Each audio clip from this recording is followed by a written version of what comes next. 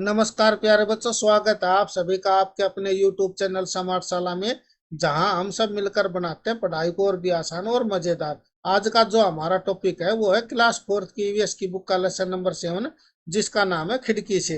यहाँ पर इस पाठ में भी ओमना के केरल जाने के सफर के बारे में ही बताया गया है, जिस सफर का वर्णन ओमना ने अपनी डायरी में किया है।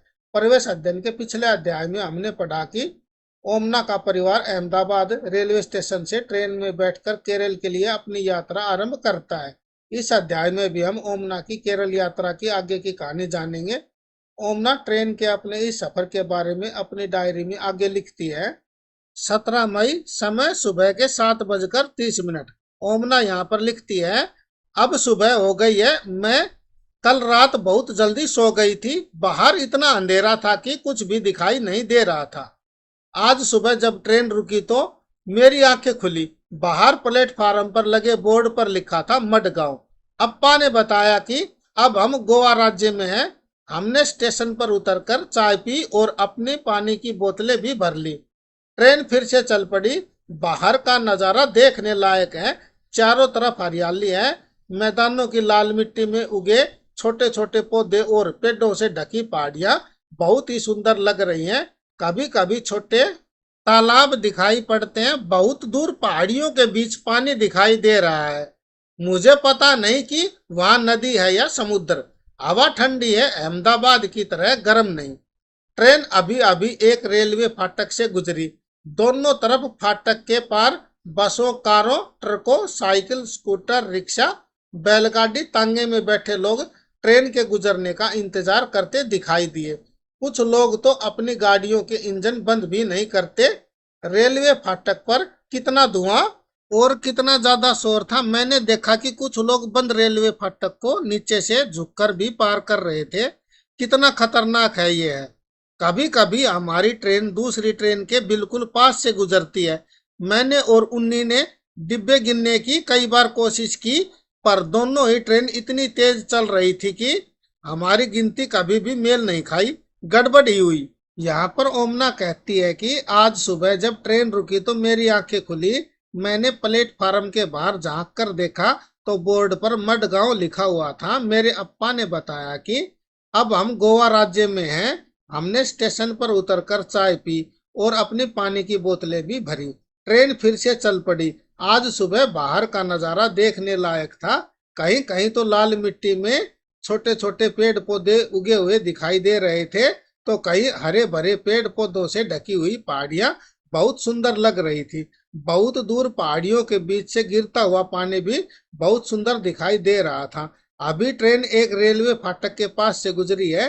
रेलवे फाटक के दोनों तरफ वाहनों की लंबी लाइन लगी हुई है और लोग फाटक खुलने का इंतजार कर रहे हैं।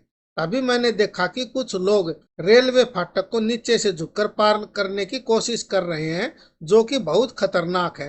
कभी कभी हमारी ट्रेन दूसरी ट्रेन के पास से इतनी तेजी से निकलती है कि हमें पता ही नहीं चलता कि उसमें कितने डिब्बे हैं। मैंने और उन्नी ने बहुत बार डिब्बे गिनने का प्रयास किया, लेकिन हम डिब्बे नहीं गिन पाए। हर बार हमारी गिनती ठीक प्रकार से नहीं हो पाई।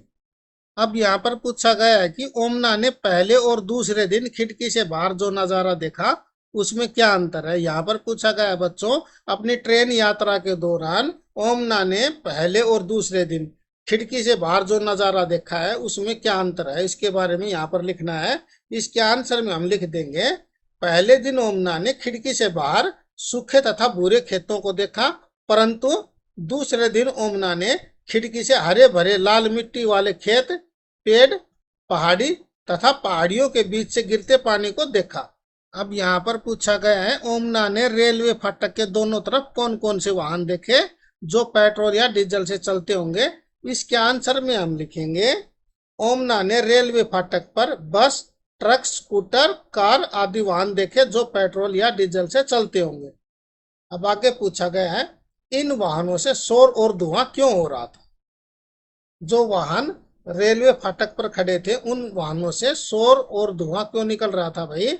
इसके आंसर में हम लिखेंगे, क्योंकि बहुत सारे लोगों ने रेलवे फाटक खुलने के इंतजार करते समय अपने वाहनों के इंजन बंद नहीं कर रखे थे। इस वजह से वहां पर बहुत सारा शोर और धुआं दिखाई दे रहा था। अब आगे पूछा गया है, वाहनों के शोर तथा पेट्रोल डीजल की बचत के लिए हम क्या कर सकते हैं, चर्चा करो। यहाँ पर हमें चर्चा करनी है कि वाहनों के शोर और पेट्रोल डीजल की बचत करने के लिए हम क्या उपाय कर सकते हैं। इसके आंसर में हम लिखेंगे, वाहनों के शोर तथा पेट्रोल डीजल की बचत के लिए हमें जब फाटक बंद हो या रेड लाइट हो तब अपने वाहनों को बंद कर देना चाहिए, और जब फाटक खुल जाए या रेड लाइट ग्रीन हो जाए तब अब हमें अपने वाहनों को स्टार्ट करना चाहिए। इस प्रकार से हम वाहनों का शोर कम कर सकते हैं तथा पेट्रोल डीजल की बचत कर सकते हैं। कुछ लोग रेलवे फाटक तब भी पार करते हैं जब वह बंद होता है, तुम इसके बारे में क्या सोचते हो, चर्चा करो। अक्सर यह देखा जाता है कि जब रेलवे फाटक बंद होता है उस समय कुछ लोग फाटक को पार करते हैं, जो कि यह गलत है। इस प्रकार से फाटक पार करना खतरनाक हो सकता है और ऐसा करने से कोई बड़ी दुर्घटना भी हो सकती है, जिसमें जान जाने का भी जोखिम बना रहता है। इस प्रकार से हमें जब रेलवे फाटक बंद हो तो उसको पार करने का प्रयास नहीं करना चाहिए। सबसे पहले हमें फाटक के एक ओर खड़ा होकर ट्रेन के गुजरने का इंतजार करना चाहिए। उसके पश्चात जब फाटक खुल जाए उस समय हमें रेलवे ट्रैक पार करना चाहिए। मैं खिड़की के पास आंखें बंद किए बैठी थी कि अचानक ट्रेन के चलने की आवाज बदल गई। खड़खड़ खड़खड़ खड़खड़। मैंने आंखें खोली। आप अंदाजा लगाओ मैंने क्या देखा। हमारी ट्रेन नदी के ऊपर बने पुल पर से जा रही थी। कितना बड़ा था वह पुल। पुल पर से जाते हुए ट्रेन के पहियों की आवाज भी कितनी अलग होती है। इस प्रकार से जब ट्रेन की नदी पर बने पुल से गुजरती है तो उसकी पहियों की आवाज होती है वो बदल जाती है और खड़खड़ की आवाज आने लगती है। मैंने खिड़की से नीचे झांका तो मुझे बहुत डर लगा। पटरी के नीचे जमीन तो थी ही नहीं, केवल पानी ही पानी था। नदी में कुछ नावें दिखाई दे रही थी और किनारे पर कुछ मछुआरे। मैंने उन्हें हाथ हिलाकर इशारा किया, पता नहीं वे मुझे देख भी पाए या नहीं। ट्रेन के पुल के साथ साथ दूसरे वाहनों के लिए एक और पुल भी बना हुआ था। जिस प्रकार से यहाँ पर चित्र में दिखाया गया है, यह है ट्रेन का पुल और यह है वाहनों के लिए पुल। ये दोनों पुल साथ साथ बने हुए थे। वह इस पुल से अलग तरह से बना था। जो वाहनों के लिए पुल बनाया गया था वो ट्रेन के लिए बनाए गए पुल से थोड़ी अलग तरह से बना हुआ था। मुझे लगा कि हमारे जैसे पुल के ऊपर से जाने में ज्यादा मजा है। और ओमना बताती है कि मुझे ऐसा लग रहा था कि जो पुल ट्रेन के लिए बनाया गया है उस पुल से जाने में ज्यादा मजा है, क्योंकि वाहनों के लिए बने हुए पुल पर से जाने में ज्यादा खतरा दिखाई देता है, क्योंकि इसके साथ साथ लोहे की सपोर्ट नहीं लगाई गई है। अब यहाँ आपसे पूछा गया है कि क्या तुमने पुल देखे हैं, कहाँ। इसके आंसर में हम लिखेंगे, हाँ मैंने रेलवे फाटक तथा नदी पर बना पुल देखा है। अब आगे पूछा गया है, क्या तुम कभी किसी पुल पर से गुजरे हो, कहाँ। इसके आंसर में हम लिखेंगे, हाँ मैं एक बार पुल से गुजरा हूँ। अब आगे पूछा गया है कि जिस पुल पर से आप गुजरे हैं वह पुल किस पर बना था। इसके आंसर में हम लिखेंगे, यह पुल रेलवे फाटक पर बना था। अब आगे बताइए, तुम्हें पुल के नीचे क्या क्या दिखाई दिया था। जब आप रेलवे फाटक पर बने पुल से गुजर रहे थे तो आपको नीचे क्या क्या दिखाई दिया था उसके बारे में यहाँ पर लिखना है। इसके आंसर में हम लिख देंगे, मैंने पुल के नीचे आते जाते लोग तथा चलती हुई गाड़ियां देखी। अब आप आगे बताइए कि पता करो पुल क्यों बनाए जाते हैं। यहाँ पर हमें पता करके लिखना है कि पुल क्यों बनाए जाते हैं भाई। इसके आंसर में हम लिखेंगे, पुल आम लोगों के आवागमन को आसान बनाने के लिए बनाए जाते हैं, यानी आम लोग आसानी से नदी पार कर सके, रेलवे फाटक पार कर सके, उनके लिए हम इन पुलों का निर्माण करते हैं, जिससे हमारी यात्रा भी आसान होती है और हमारे जाने का रास्ता होता है वो भी सुगम हो जाता है। इस प्रकार से पुलों का निर्माण किया जाता है। पिछले कुछ घंटे बहुत ही मजेदार रहे। नाश्ता करने के बाद मैं ऊपर अपने बर्थ पर लेटकर कॉमिक पढ़ने लगी। बाहर बहुत तेज धूप खिली थी। अचानक बिल्कुल अंधेरा हो गया। थोड़ी ठंड भी लगने लगी। मैं बहुत डर गई। कुछ ही देर बाद ट्रेन के अंदर की बत्तियां जल उठी, पर बाहर बिल्कुल घुप अंधेरा था। किसी ने बताया हम सुरंग में से गुजर रहे थे। पहाड़ को काटकर बनी सुरंग ऐसा लग रहा था जैसे सुरंग खत्म ही नहीं होगी। जैसे अचानक अंधेरा हुआ था वैसे ही पहले की तरह भरपूर रोशनी हो गई। खिड़की से बाहर चमकती धूप, रोशनी और हरियाली थी। ट्रेन सुरंग से बाहर निकल चुकी थी। अप्पा ने बताया कि हम पहाड़ के दूसरी तरफ पहुंच गए हैं। तब से अब तक हम 4 और छोटी सुरंगों से गुजर चुके हैं। अब जब मैं सुरंग के बारे में जान चुकी हूँ मुझे डर नहीं लगता बल्कि मजा आता है। अब यहाँ आपसे पूछा गया है क्या तुम कभी किसी सुरंग से गुजरे हो, तुम्हें कैसा लगा? इसके आंसर में हम लिखेंगे हाँ, मैं एक बार ट्रेन में यात्रा के दौरान एक सुरंग से गुजरा हूँ। जैसे ही ट्रेन ने सुरंग के अंदर प्रवेश किया तो अचानक अंधेरा हो गया। तब मुझे थोड़ा सा डर भी लगा था। इस प्रकार से आप भी अपनी यात्रा के दौरान कभी किसी सुरंग से गुजरे हैं तो उसके बारे में अपना अनुभव यहाँ पर लिखकर इसके आंसर को कंप्लीट कर लेंगे। आगे पूछा गया है गोवा से केरल तक के रेल के रास्ते में 52 सुरंगें और 2000 पुल है। तुम क्या सोचते हो इतनी सुरंगों और पुलों के होने के क्या कारण हो सकते हैं? तो इसके आंसर में हम लिखेंगे गोवा के रास्ते में ट्रेन को समुद्र के किनारे तथा पहाड़ों से गुजरना पड़ता है और उन्हें पार करने के लिए इतनी सुरंगों और पुलों को बनाया गया है। यदि ये सुरंग और पुल नहीं बनाए गए होते तो ट्रेन के रास्ते से गोवा से केरल पहुंचना काफी मुश्किल हो जाता। इसलिए रास्ते को सुगम बनाने के लिए और आने जाने लायक बनाने के लिए पहाड़ों को काटकर सुरंगों का निर्माण किया गया है तथा नदियों पर पुलों का निर्माण किया गया है। अब आगे बताया गया है कि ओमना ने पुल के नीचे जो नजारा देखा उसे पढ़कर उसका चित्र कॉपी में बनाओ। ओमना ने अपनी रेल यात्रा के दौरान जब रेलगाड़ी पुल के ऊपर से गुजर रही थी तो जो नजारा देखा था उस पुल का चित्र इस कॉपी में बनाना है। तो इस प्रकार से हम उस पुल का चित्र बनाएंगे और यहाँ पर नीचे क्या दिखाएंगे भाई, ओमना बताती है कि नीचे पानी ही पानी नजर आ रहा था, कुछ मछुआरे भी दिखाई दे रहे थे। तो इस प्रकार से हम ओमना द्वारा देखे गए नजारे का चित्र बनाकर इसको कंप्लीट कर लेंगे। अब आगे पूछा गया है कल्पना करो अगर सुरंगें और पुल न होते तो ओमना की ट्रेन पहाड़ और नदियां कैसे पार करती।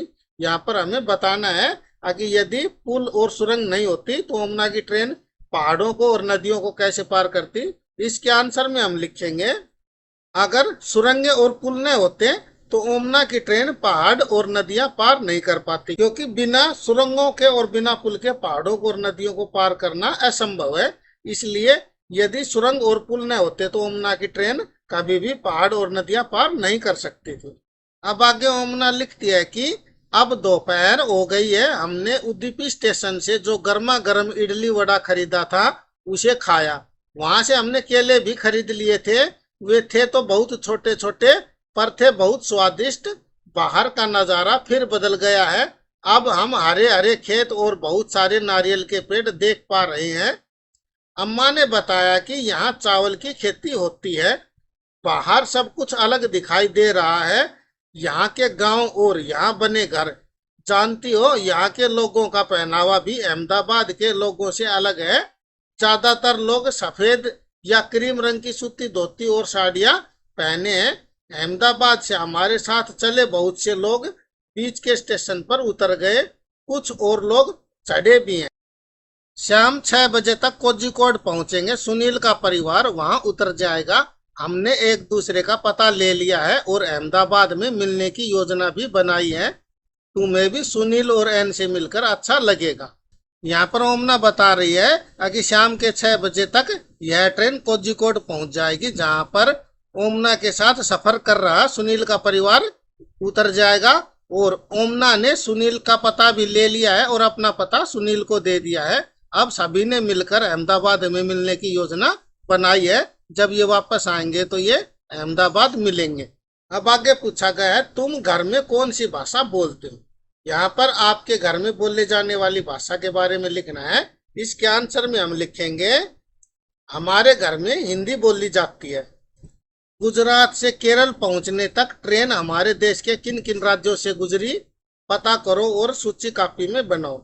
यहाँ पर पूछा गया है गुजरात से केरल तक पहुंचने के लिए ट्रेन किन किन राज्यों से होकर गुजरी है, उनका पता करो और उनकी सूची कॉपी में बनाओ। तो इसके आंसर में हम लिखेंगे गुजरात से केरल पहुंचने तक ट्रेन महाराष्ट्र तमिलनाडु राज्यों से होकर गुजरी होगी। यहाँ पर बताया गया नारियल के पेड़ का चित्र बनाओ और उस पर चर्चा करो। तो यहाँ पर हम एक नारियल का पेड़ का चित्र बना देंगे इस प्रकार से, और नारियल के पेड़ के बारे में अपने दोस्तों के साथ चर्चा करेंगे। अब आगे पूछा गया है क्या तुमने नारियल पानी पिया है, कैसा लगा, इस पर भी चर्चा करो। तो इसके आंसर में हम लिख देंगे हाँ मैंने नारियल का पानी पिया है, मुझे उसका टेस्ट बहुत अच्छा लगा। इस प्रकार से हम इसके आंसर को यहाँ पर लिखकर कंप्लीट कर लेंगे। पता करो कि ये भाषाएं किन जगहों पर बोली जाती है। जो नीचे दो भाषाएं दी गई हैं इनके बारे में हमें यहाँ पर पता करके लिखना है कि ये भाषाएं कहाँ कहाँ बोली जाती हैं। उस राज्य का नाम यहाँ पर हम लिखेंगे। जैसे मलयालम भाषा, मलयालम भाषा कहाँ बोली जाती है भाई, केरल राज्य में, तो यहाँ पर हम लिख देंगे केरल। कोंकणी भाषा कहाँ बोली जाती है भाई, गोवा में, तो यहाँ हम लिख देंगे गोवा। मराठी भाषा कहाँ बोली जाती है भाई, मराठी भाषा बोली जाती है महाराष्ट्र में, तो यहाँ पर हम लिख देंगे महाराष्ट्र। इसी प्रकार से गुजराती भाषा कहाँ बोली जाती है भाई, गुजराती भाषा बोली जाती है गुजरात में। इसी प्रकार से कन्नड़ भाषा कहाँ बोली जाती है, कन्नड़ भाषा बोली जाती है तमिलनाडु में। इस प्रकार से हम भाषा का नाम और इसके साथ में राज्य का नाम जहाँ पर ये भाषाएं बोली जाती हैं उन राज्यों के नाम यहाँ पर लिखकर इसके आंसर को कंप्लीट कर लेंगे। ओमना आगे लिखती है कि अब रात हो चुकी है, हमने अपना सामान संभालना शुरू कर दिया। लगभग 3 घंटे में हमारा स्टेशन कोट्टायम भी आ जाएगा, वहां हमें उतरना है। आज रात को हम वलियम्मा के घर जाएंगे, वहां से सुबह बस में बैठकर अम्मुमा के गांव के लिए रवाना होंगे। सभी बहुत थक गए हैं, आज ट्रेन में हमारा दूसरा दिन खत्म होने को है। बाप रे कितना लंबा सफर तय किया है हमने, पर मजा भी बहुत आया। अब मैं लिखना बंद कर रही हूँ, अम्मुमा के घर पहुंचकर ही फिर डायरी लिखूंगी। इस प्रकार से ओमना बताती है कि 3 घंटे पश्चात हमारा स्टेशन कोट्टायम आ जाएगा, जहां पर ओमना और ओमना के परिवार को उतरना है। वहां उतरकर ओमना आज रात अपनी वलियम्मा के घर रुकेंगी और सुबह बस में बैठकर अपने अम्मुमा के गांव के लिए रवाना होंगी। और यहाँ पर ओमना अपनी डायरी को यहीं लिखना बंद करती है और आगे की जो डायरी है वो अम्मुमा के घर पहुंचकर लिखना आरंभ करेगी। अब यहाँ पूछा गया है तुम इन्हें क्या कहकर बुलाते हो। यहाँ पर आपसे पूछा गया है कि आप अपनी माँ की बहन को क्या कहकर बुलाते हो भाई। इसके आंसर में हम लिखेंगे मौसी। इसी प्रकार से माँ की माँ को क्या कहोगे, इसके आंसर में लिखेंगे नानी। पिताजी की बहन को क्या कहोगे भाई, पिताजी की बहन को हम कहेंगे बुआ जी, तो यहाँ पर बुआ का लिखेंगे। और पिताजी की माँ को क्या कहेंगे भाई, पिताजी की माँ को क्या कहते हैं, पिताजी की माँ को कहते हैं दादी। इस प्रकार से माँ की बहन को मौसी, माँ की माँ को नानी, पिताजी की बहन को बुआ और पिताजी की माँ को दादी कहकर बुलाएंगे। इस प्रकार से हम इनको लिखकर इसके आंसर को कंप्लीट कर लें। बच्चों यह था क्लास 4th की ईवीएस की बुक का लेसन नंबर 7 जिसका नाम था खिड़की से, जिसको मैंने पढ़कर और व्याख्या करके आपको अच्छे से समझा दिया है। आशा है कि आपको ये ठीक प्रकार से समझ में आ गया होगा और इस पाठ में दी गई जानकारी आपको पसंद भी आई होगी। यदि आपको यह पाठ अच्छा लगा और इस पाठ में दी गई जानकारी आपको पसंद आई हो तो इस वीडियो को लाइक करें। इसी के साथ हमारे चैनल समार्टशाला को सब्सक्राइब कर लें ताकि आप हमारे साथ ऐसे ही जुड़े रहें और हमारे द्वारा बनाए गए नए और जानकारीपूर्ण वीडियो की जानकारी आपको समय पर मिलती रहे। धन्यवाद लेंगे।